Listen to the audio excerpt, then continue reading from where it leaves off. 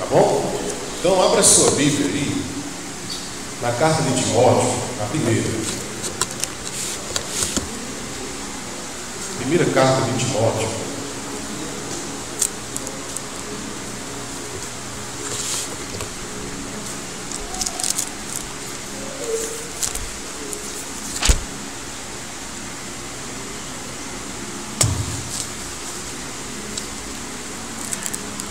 Capítulo 4.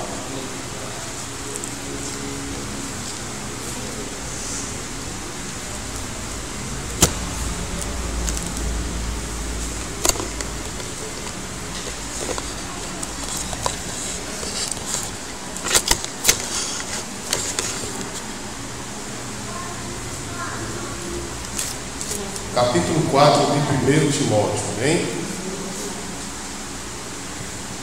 Afirma assim a palavra do Senhor.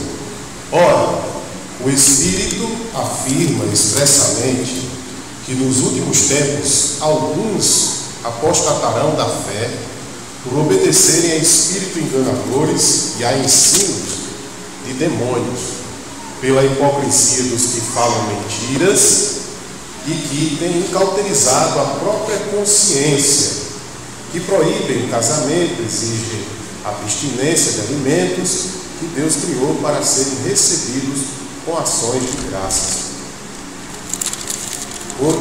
pelos fiéis e por quantos conhecem plenamente a verdade. Pois tudo que Deus criou é bom e recebido com ações de graças nada é recusável, porque pela palavra de Deus e pela oração é santificado. Nós sabemos que essa segunda parte do texto da palavra de Deus está se tratando das doutrinas judaizantes, né? Os judeus que faziam abstinências de certas alimentações. Isso você pode conferir em Atos capítulo 10, onde o apóstolo Pedro tem um surto sobre essa questão da alimentação com o Cornélio, né? E aí ele fala sobre que animal é imundo, não pode comer e tal. O judeu tem essa coisa de fazer separações do que é puro, do que é impuro, né? Fazer essa questão. Como também, né, ele fala aqui sobre a questão primeira, que também é bem escatológica e bem atual para nós.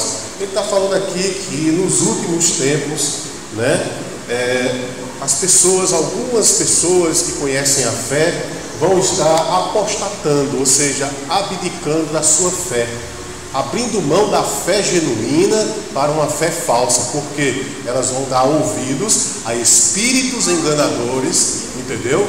A espíritos, entendeu? Demoníacos que ensinam mentiras. E como é que eu e você podemos discernir, fazer um discernimento do que seria um ensino mentiroso? É tudo aquilo que não se baseia na palavra de Deus e que interpreta mal, ou seja, a pessoa faz uma interpretação própria do texto.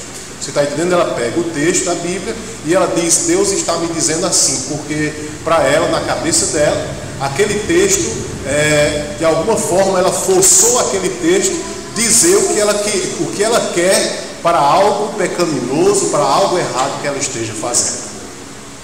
Certo? Então, como eu estou fazendo uma série com vocês de seitas e heresias, hoje eu vou falar sobre as testemunhas de Jeová, tá bom? Semana passada falei sobre os mormons, hoje nós vamos falar sobre as testemunhas de Jeová. Eu quero lembrar para vocês que toda seita, ela está enquadrada nos quatro sinais da matemática. Não sei se os irmãos lembram disso, certo? A adição, a subtração, a multiplicação e a divisão. Então, a seita, ela adiciona, ou seja, ela aumenta verdades que não existem na Bíblia. Ela acrescenta coisas que não é para acrescentar. A seita, ela subtrai, ou seja, ela retira, certo, as verdades que estão na Bíblia. A seita multiplica, entendeu? As verdades que não é para ser multiplicada, é para ser do jeito que está. E a seita divide, certo? Divide a verdade, ou seja, ela faz separação do que é para ela verdade e do que não é verdade. E isso não pode fazer. Tá certo? Entenderam? Amém, irmãos?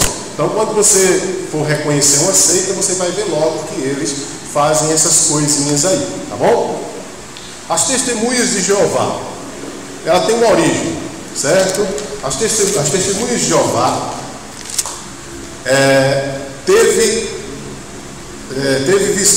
teve uma sua origem, certo? Em 1870, certo? Ela começou com uma história de alguma coisa relacionada a estudos da Bíblia, certo? Com um senhor chamado Charles Tozer Russell, o Russell conhecido lá no meio das testemunhas de Jeová, tá? Então, com 18 anos de idade nos Estados Unidos, ele formou uma classe de estudo da Bíblia, o Russell, tá? E aí, ele fazia o quê? Especialmente, ele não estudava toda a Bíblia, ele só estudava as partes proféticas, ou seja, escatológicas, as partes que eram mais, assim, chamativas na época, porque naquela época de 1800, 1700, se vivenciava muito a volta de Jesus Cristo. Então, as seitas naquela época estavam no auge só. E aí ele começou a estudar a Bíblia, certo? E começou a dizer que, falar suas interpretações pessoais a respeito da palavra de Deus, principalmente dos atos proféticos. Um tal de Guilherme Miller, certo? Profetizou, que também é contemporâneo do Russell, profetizou a vinda de Jesus, certo? Em 1844. Isso tem muito a ver com as seitas da época. Quais eram as seitas famosas da época, além da Testemunha de Jeová? Os adventistas eram também da época, tá? E eles absorveram a ideia da volta de Jesus em 1844, né? Não sei se você assistiu aquele desenho do Bart Simpson. Bart Simpson, de repente, ele se apodera com um espírito lá e ele começa a dizer começa a pregar na rua, lá nos Estados Unidos, no centro de Nova York. Ele começa a pregar o fim do mundo. O mundo vai se acabar. Ele bota placa, bota tudo e começa a ter seguidores, né? E ele começa a dizer que tem uma data que o mundo vai se acabar. O Bart Simpson. Existe esse desenho. E ele começa a dizer que o mundo vai se acabar em dia tal e começa a ter milhares de seguidores. E aí ele diz que para se salvar ele tem que ir para o alto de uma montanha, no desenho. Quando chega no alto da montanha, no dia determinado da destruição do mundo, as pessoas ficam esperando, e vai dias. Ele diz, não, hoje não, é amanhã e tal. Mesma coisa são as seitas. As seitas determinam o dia da vinda de Cristo, o dia do mundo acabar, determinam o dia mesmo, e aí o que acontece é a frustração. Então, a história das seitas, tanto o Testemunho de Jeová como as outras da sua época contemporânea, certo? Eles vivenciavam muito isso e faziam o quê? Determinavam o dia da volta de Cristo e as pessoas, na sua loucura, vendiam seus bens, abdicavam de tudo que tinha, certo? Renunciava a tudo que tinha e ia esperar a volta de Jesus, e era uma frustração. Isso é o que uma seita faz, tá? O desenvolvimento da seita, certo? A seita desenvolveu-se no passar dos anos com estudantes da Bíblia e aumentavam a descoberta de seu mestre, ou seja, eles estudavam a Bíblia e aceitavam as descobertas do estudo da Bíblia segundo o seu mestre, que era o Russell, tá? Em 1874, ele falou, o Russell, que Jesus veio em espírito à terra, segunda vinda de Jesus. Não foi de corpo, como ele ressuscitou, mas veio em espírito. Olha que coisa absurda. Abra sua Bíblia aí para a gente rebater essa mentira doutrinária. Abra aí em Mateus 24, versículo 36 ao 39. Jesus ainda não veio, amém, irmãos? Mateus 24, versículo de 36 ao 39. Segundo as testemunhas de Jeová, Jesus veio em espírito na data de 1874. E o que a Bíblia afirma ou rebate essa mentira? O que é que a Bíblia diz? 36 ao 39.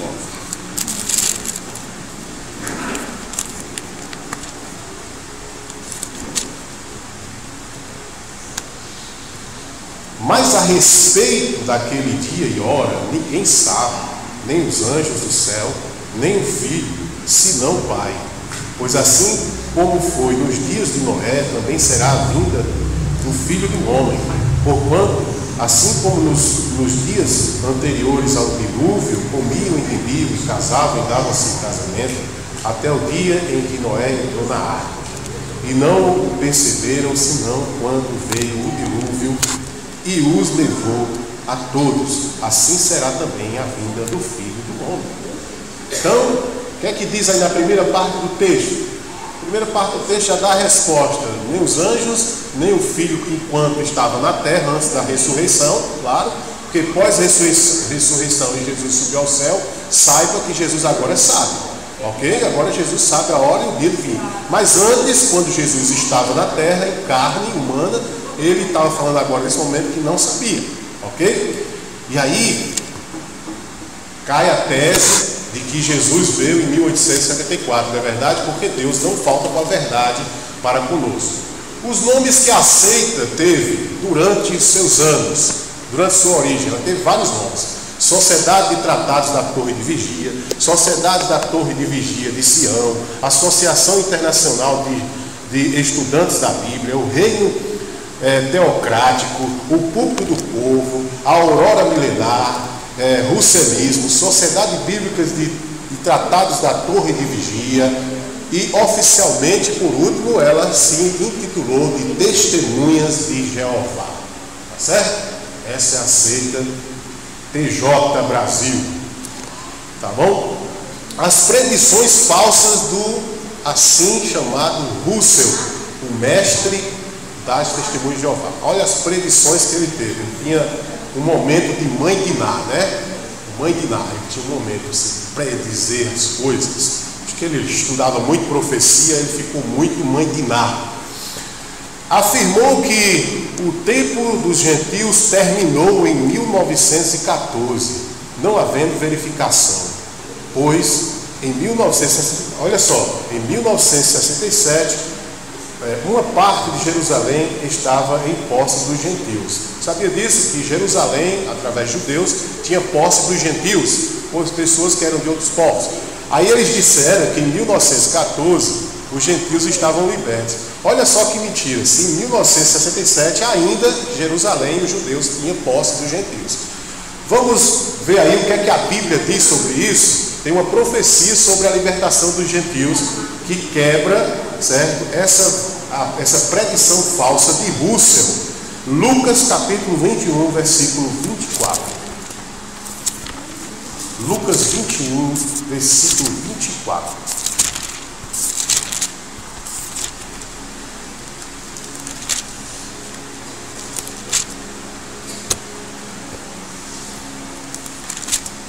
Em se tratando da libertação dos gentios, viu, que estavam ali enquadrados em Jerusalém na década de 1967. Olha o que é que acontece aí. Olha o que diz aí a Bíblia. 21 e 24. Cairão a fio de espada e serão levados cativos para todas as nações, e até que os tempos dos gentios se completem, Jerusalém será pisada por eles. Quer dizer, o tempo dos gentios não foi em 1914, certo? Porque em 1967 ainda estava em posse de Jerusalém. E aí está a profecia, certo? Que ainda irá se cumprir. Mais predições falsas, cheio de predições falsas. Eles afirmaram que Abraão, Isaac e Jacó já vieram à terra. Nossa, onde tem isso na Bíblia, meus irmãos? Que Abraão, Isaac e Jacó virá na terra. A Bíblia fala que Jesus é que vai vir e nem vai pisar na terra. A Bíblia diz que ele vai ficar sobre as nuvens do céu e todo olho verá. Nem na terra ele vai pisar, vai ficar sobre as nuvens do céu. Tá bom? Assim afirma o líder deles, o Russell. fundador. Curiosidade, o Russell disse que conhecia muito grego, que é a língua do Novo Testamento. O Russell, o fundador da seita Testemunho de Jeová. E aí ele afirmando isso, o que foi que aconteceu? Alguém processou ele, levou ele ao tribunal. Chegou no tribunal, o juiz mandou ele recitar o alfabeto em grego, do alfa ao ômega, né? Mandou ele recitar. Ele não sabia nem 3 letras do alfabeto em grego. Quer dizer, é uma coisa baseada na mentira. Quem está na seita está sobre a mentira, e enquadrado em João 8,44, que o pai da mentira é o diabo. Tá? Líderes que sustentam a farsa das predições. Quem são os líderes que sustentam?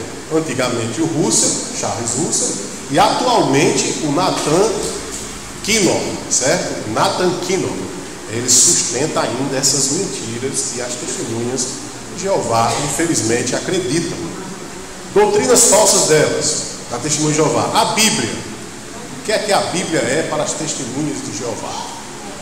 Creio que a Bíblia é a palavra de Deus, mas com interpretação dos livros do Russell e de Rutherford.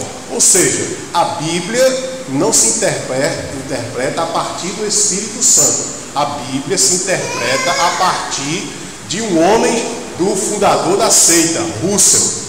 Vocês estão entendendo? Ou seja, você tem que ter um livro dele para poder interpretar a Bíblia. Você entendeu? Você viu que está vendo como toda seita é igual? Notou? Além da Bíblia, eles têm alguma outra ferramenta para poder encaminhar as pessoas para os seus pensamentos, enquadrar elas naqueles pensamentos. Ele afirmou que sua particular interpretação da Bíblia, certo? Sua particular interpretação da Bíblia é praticamente a mesma coisa que a Bíblia. Olha só uma coisa. Olha a frase que ele disse. Ele disse que a interpretação que ele faz nos livros dele da Bíblia é igual à própria Bíblia. É muito pesado isso, certo? Vamos abrir aí sobre isso. Vamos rebater essa mentira que a Bíblia não pode ser interpretada de qualquer jeito. 2 Pedro, capítulo 1, versículo 20. 2 Pedro, capítulo 1, versículo 20. Você pode dizer, mas eu quero lá saber de estudar sobre isso. Bom, o dia que a testemunha de Jeová bater na sua porta, aí você entra, você pensando que é outra coisa, né? Aí você vai fazer o quê? Oh, eu não sei. Porque você dizer só o que ouviu falar, eles são treinados. Sabia disso? Eles são treinados. Eles têm cursos e treinamentos para sair de porta em porta nas casas. Aí você se depara com... Imagine que você está evangelizando a pessoa aceitou a Cristo, e de repente aquela pessoa que você está evangelizando, ela começou um estudo com a testemunha de Jeová. E aí, como é que você vai tirar as dúvidas do seu discípulo? Se você não conhecer as seitas. Tá bom? 2 Pedro 1,20.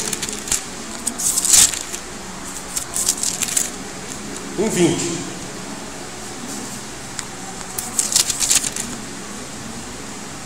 Estudar doutrina cansa, né?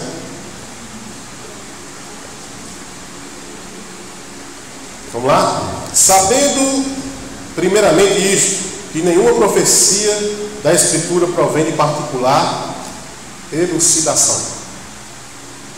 Nenhuma profecia ela pode ser interpretada particularmente. Ah, eu acho isso. Eu acho que o dragão lá do Apocalipse é a minha sogra. Não tem nada a ver. Só uma brincadeira. Não tem nada a ver. Está entendendo? Ah, eu acho que aquelas pessoas estão ali no Apocalipse. Não pode, ninguém pode fazer isso. Entendeu? Eu acho que a serpente que está lá no Apocalipse significa isso e a falsidade. Isso não tem nada a ver, meu irmão. A Bíblia é clara. A Bíblia tem a sua interpretação, seu contexto, certo? E ela não pode ser interpretada particularmente. Tem pessoas que pegam a Bíblia, aí tem sonhos, tem coisas assim, olha que Deus está dizendo, isso é perigoso. Algumas vezes funciona, mas outras vezes você vai quebrar a cara. Cuidado com isso. Lembre-se, Quando você pegar um texto da Bíblia, procure saber o contexto, história, qual é realmente a mensagem que está dizendo ali, até chegar ao que você está querendo dizer que Deus está falando com você, amém? Cuidado com isso, para você não ter problemas, tá bom? Podemos fazer interpretação particular da Bíblia? O que a Bíblia está dizendo aí, né? A Trindade para eles. O que a Trindade representa para os testemunhos de Jeová? Afirmam que é uma superstição, certo? Herdada do paganismo. Vamos abrir aí em Mateus capítulo 3, versículo 16 e 17. Será que a Trindade é uma superstição? Será? Ele diz que é uma doutrina da Igreja Católica, não sei o quê, que vem.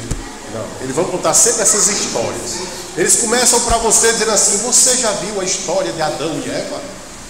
Aí você já viu horror de vez na escola bíblica, né? Você já viu. Aí eles começam assim, aquele sorriso amarelo deles. Mateus o quê? Mateus 3, 16 e 17. 3.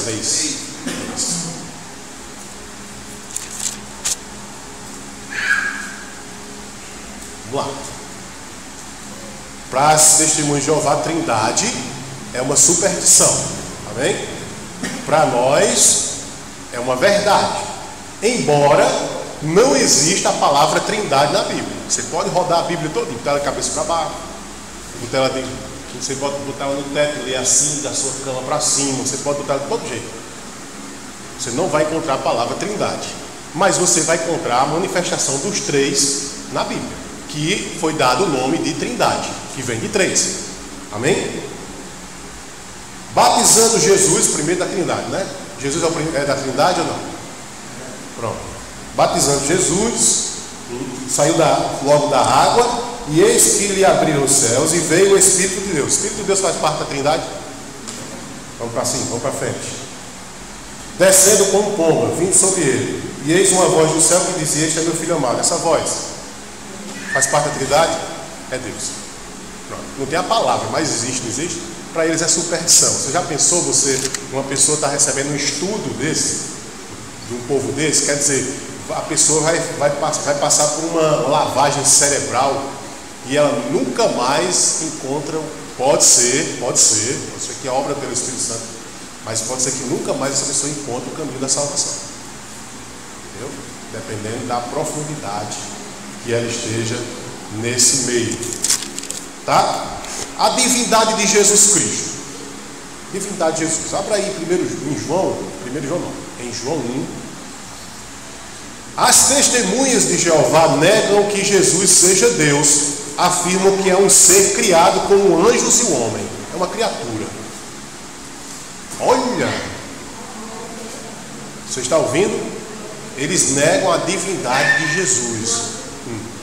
Eles negam a divindade de Jesus, afirmando que Jesus é uma criatura como os anjos e como os homens. Isso é triste, certo? João 1, mas segure aí João 1, e eu vou ler para você Mateus 1, 23, o que é que a Bíblia rebate esta teoria. Mateus 1, 23. Por que Jesus é divino? Por que Jesus tem a natureza divina? Vamos ver aí, porque está na Bíblia, viu? 1:20. Segura aí, Mateus 1:23. Rebatendo a tese deles que eles negam que Jesus não é divino. Aí a Bíblia diz o quê? Abriram? Posso ler? Eis que a virgem conceberá e dará à luz um filho, e ele será chamado pelo nome de Emanuel. Que quer dizer o que, Emanuel? Deus conosco. E Deus com um D bem maiúsculo, bem grandão assim, sabe? Deus conosco. Ou seja, Jesus é Deus. Lá é minúsculo. Infelizmente, é o que eu vou falar agora. Eu vou entrar agora nisso. Eles pegam e adulteram a Bíblia. A Bíblia das Testemunhas de Jeová, aquela Bíblia que tem um nome assim, Bíblia Sagrada, edição Novo Mundo. Ela é toda adulterada, certo? Totalmente adulterada. Então, quando você for falar com a pessoa que foi ou que é, o que está seguindo as testemunhas de Jeová, e você vê a Bíblia deles, realmente você vai ver que a Bíblia deles está toda adulterada. Você pode ter alguns problemas porque a Bíblia deles é toda adulterada. Agora, argumento para que você possa convencer. Um pequeno argumento simples. Entre milhares e milhões de Bíblias, tanto católicas como evangélicas, as Bíblias. Porque qual é a diferença entre a Bíblia católica e a evangélica? Qual é a diferença? Você sabe qual é a diferença? A diferença é muito simples, é porque na Bíblia católica tem um acréscimo dos livros chamados apócrifos, livros espúrios, livros que não têm revelação, ele tem apenas o contexto histórico, mas não tem uma revelação divina, você está entendendo? Tem inspiração do Espírito Santo. Então a única diferença é essa, porque lá na Bíblia católica tem Judite, aí você lê o livro de Judite, aí são 5 livros, né, irmão? Apócrifos. Judite, você lê Judite, aí Judite existiu, não é uma ficção, Judite existiu na época de Israel. Agora, o que é que tem de inspirativo do Espírito de Deus para nós? Nada. Primeiro e segundo Macabeus, existiu.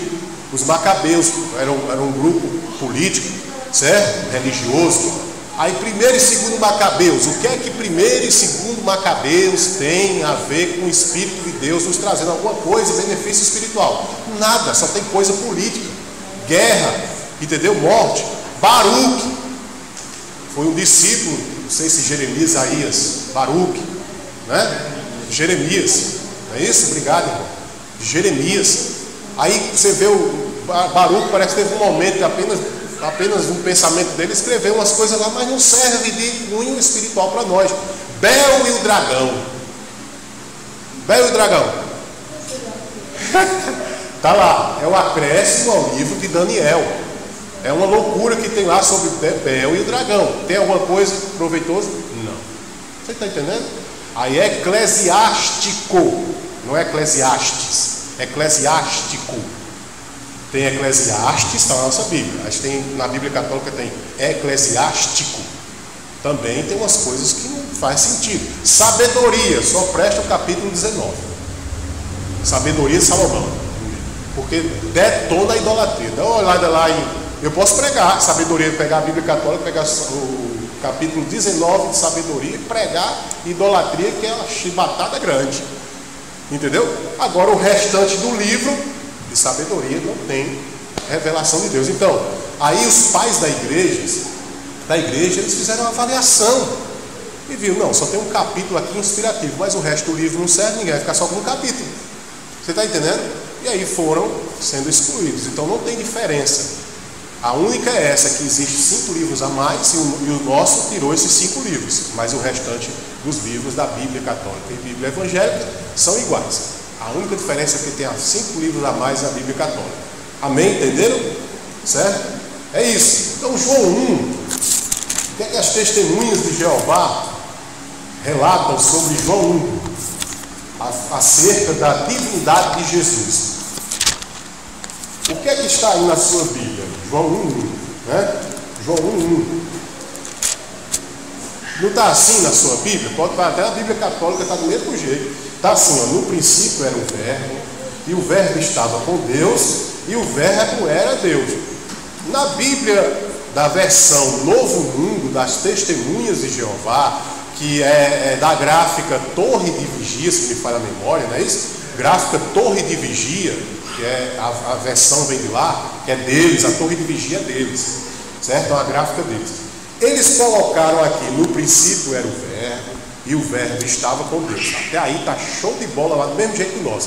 Quando chega aqui o verbo era Deus, ele bota e o verbo e bota um artigozinho, a palavrinha Deus.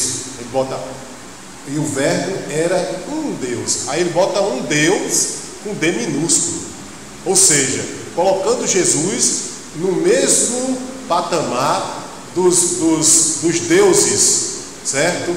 Estranhos, pagãos, como o Platão, Zeus, Hércules, Afrodite e os deuses do paganismo, como tem na Índia, sabe? Coloca Jesus no mesmo padrão. Agora eu te pergunto, é só um argumento, só um argumentozinho.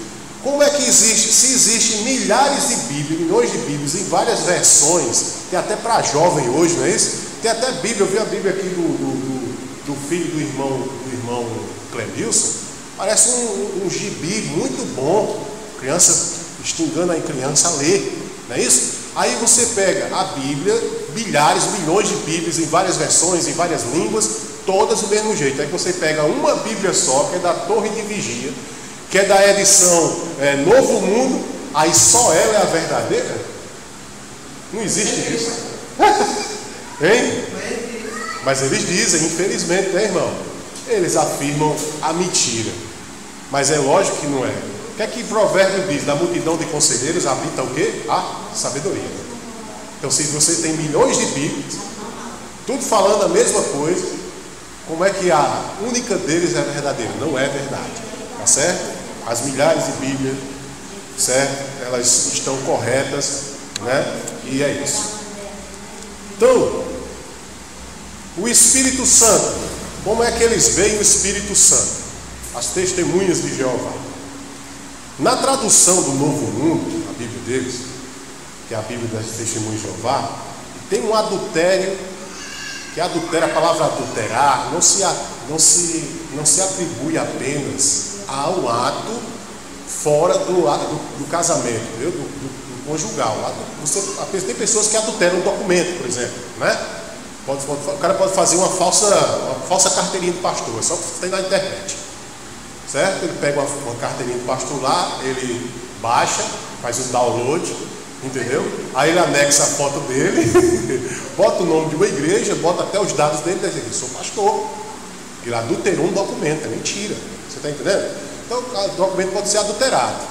Então a mesma coisa é eles adulteraram o texto tal. Abre aí sua Bíblia, para você conferir. Na Bíblia deles está de um jeito, na nossa, nas milhares e milhões de Bíblias pelo mundo inteiro. Entendeu? Inclusive o original grego e o original hebraico está do jeito da nossa. O que é que eles dizem sobre Gênesis 1?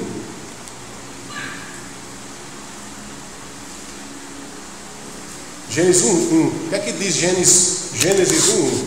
Não é difícil encontrar Gênesis, viu, gente? É só você pegar a capa da Bíblia, abrir, é fácil.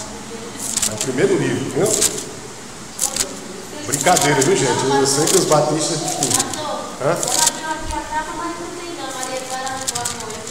não tem Gênesis 1? Ih, será que ela vai para o céu porque não tem Gênesis 1 ali?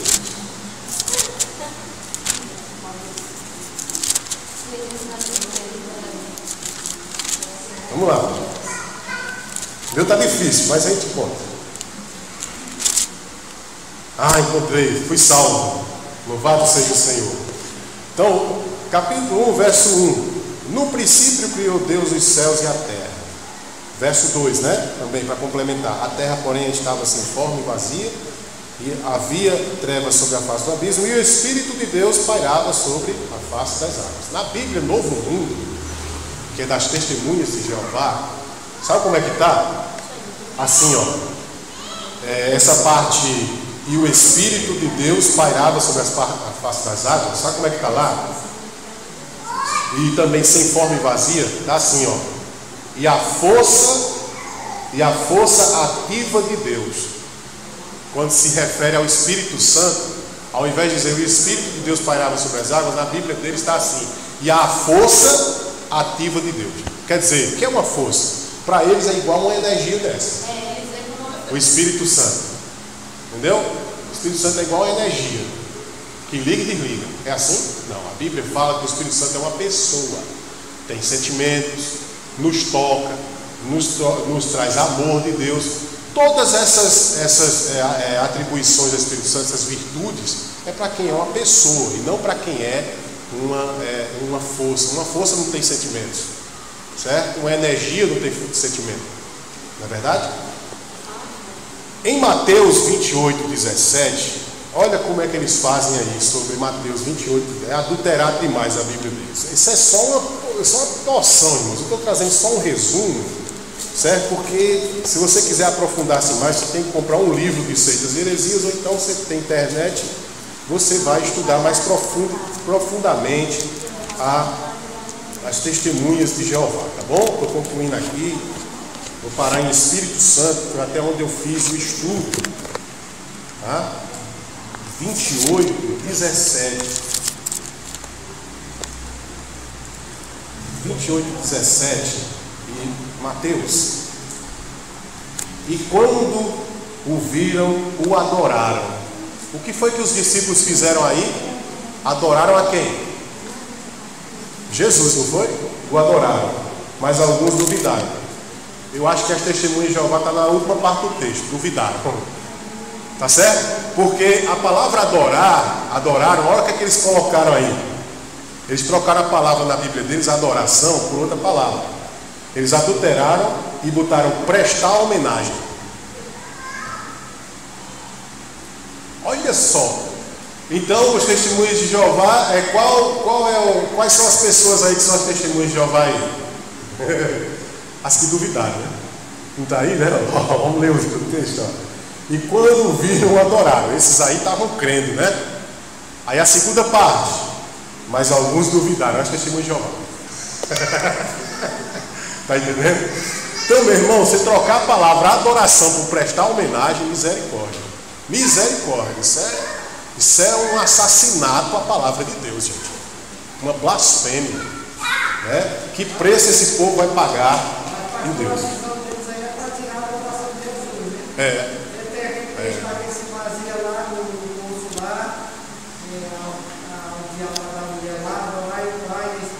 Isso.